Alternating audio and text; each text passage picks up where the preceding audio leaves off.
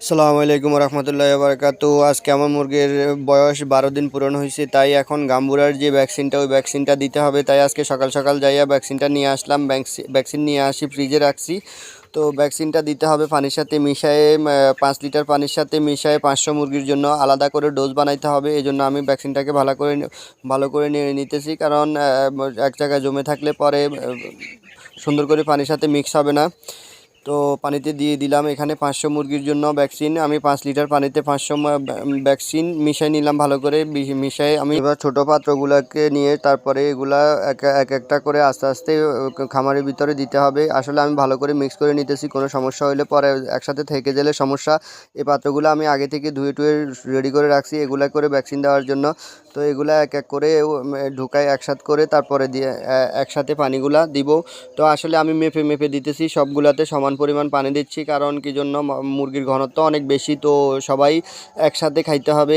কেউ কম বেশি খাইলে সমস্যা।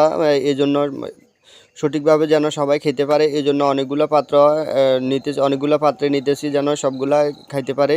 তো আসলে পাত্র নিতে সময় খুবই সাবধানে নিতে হবে। পানি যেন পড়ে না যায়, কারণ 500 মুরগির জন্য যে ভ্যাকসিনটা একটা নির্ধারিত মাত্রা দেওয়া আছে, ওই নির্ধারিত মাত্রা যেন পূর্ণাঙ্গভাবে থাকে, ওই দিকে খেয়াল রাখতে হবে। তো আমি আস্তে আস্তে পাত্রগুলা সবগুলাতে পানি লোড করে তারপরে একসাথে সবগুলা খামারের ভিতরে একসাথে দিব।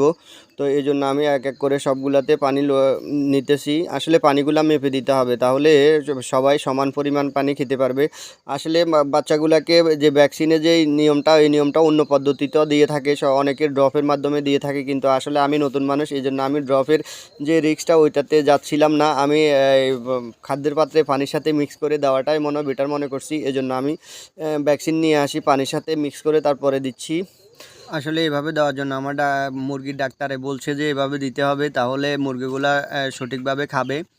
তো মুরগিগুলা সঠিকভাবে যদি সব জায়গায় যদি পাওয়া যায় দিতে হবে, কারণ একটা খাইলে, বেশি খাইলেও একটা কম খাইলে কোনো সমস্যা নাই, কিন্তু তারপরেও যেন সবাই একটু একটু খায়। এই জন্য আমি আস্তে আস্তে সবগুলারে দিয়ে দিচ্ছি, দুটা দুটা করে আস্তে আস্তে ভাগ করে দিয়ে দিচ্ছি সব জায়গায়। তাড়াতাড়ি করে দিচ্ছি যেন সবাই মিলে সবাই খাইতে পারে সঠিক পরিমাণে।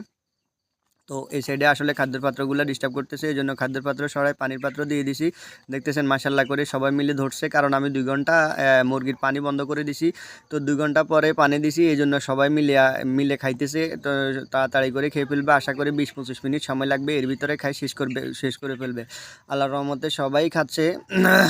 তো একটু নড়াচড়াই দিতে হবে। এগুলা খাওয়ার পরে যেগুলো শুয়ে আছে এগুলারও উঠাই দিলে তারপরে এগুলো আবার সুন্দর করে খাবে। সবাই খাইতেছে পানি।